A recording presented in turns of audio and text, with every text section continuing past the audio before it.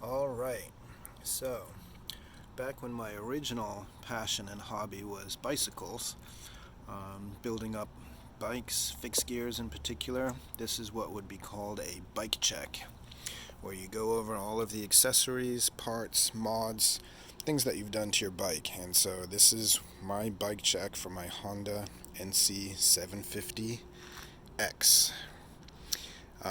So let's go over everything. Got the Honda rear rack. I had a leftover Givi top box, so I just got the adapter plate right there. Fits onto the OEM rear rack, and then top box. Let's see, I put on the foot peg lowering kit. Can angle it and make a little bit more room. I'm 6'2", so just a little bit more of a relaxed bend in my knee is great. So I put that on. I also installed a center stand, pretty crucial for quality of life, and makes things like this project a little easier.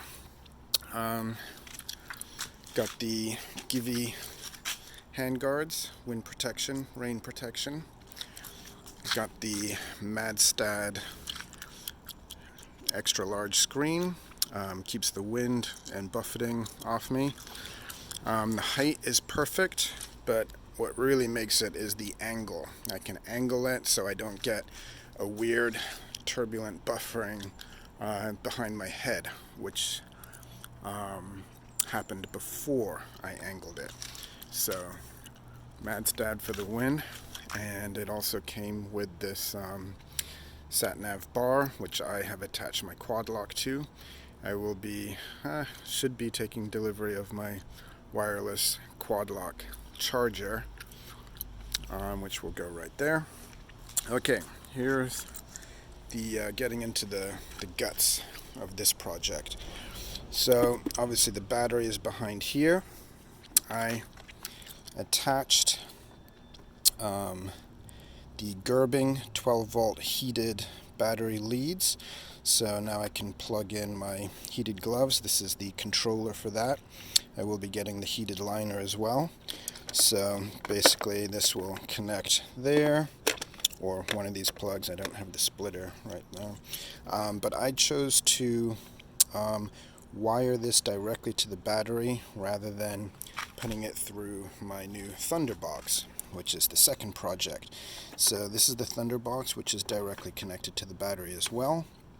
Rather than extend the leads and have it sort of go through here, which I've seen other people do, I didn't want to mess around with extending the cable, so it's connected to the battery right there, and then the wires come out there. This way I can see the flashing light easily, which flashes right there when I've got my frunk open, so easy access to check the status.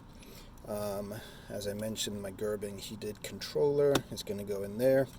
I might relocate it somewhere up here so that I can adjust the temperature without having to get into my frunk. So the Thunderbox, I guess, leads, sockets. I got the 32 amp one, so it allows me 8 different connection points, and I just 3M dual lock them to the side here, so they're nice and out of the way. I can detach them when I need to attach a wire, and everything's kind of tucked here. I have to put on all the panels and make sure everything stays in there, but that is the setup. Let's see what else. I've got the Givi crash bars, which are extremely useful for resting my foot up here. Yeah, that's really good to adjust your position, ease fatigue on long journeys. Yeah. So, moving on, I've got my Denali DRL daytime running lights, which I've attached to the front fender there. And the DRLs, rather than messing with lighting harnesses, fuses, relays, all of that stuff, which I don't know too much about. I have the wires coming up through here, down here, and connected into my Thunderbox. So Thunderbox makes things very easy. Just attach the positive in the ground. Green is live, black is ground. And let's demonstrate the lights. Oh, and I do have the Denali off, low, and high light switch. So let's demonstrate how this all works. Turn the bike on, and let's look at the Thunderbox. So you can see it's powering up.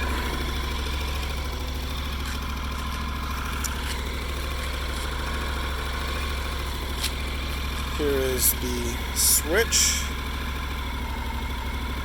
high, off, low. And the high is cool because you can kind of flash the light. It doesn't necessarily stay all the way on.